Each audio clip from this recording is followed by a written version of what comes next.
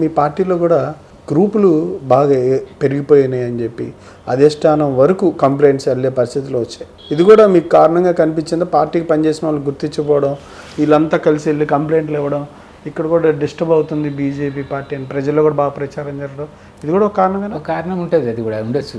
ఎందుకంటే జనరల్గా కూడా ఒక సీనియర్ కార్యకర్త కానీ జరిగిందంటే అక్కడ ఉన్న పరిస్థితులు ఇప్పుడు ఒక గ్రామంలో కానీ ఒక మండలంలో నాయకుడికి, నియోజకవర్గ నాయకుడికి అన్యాయం జరిగిందంటే అక్కడ కొంతైనా మొత్తం ప్రభావం చేయకపోయినా కొంతైనా ప్రభావం చేస్తుంది.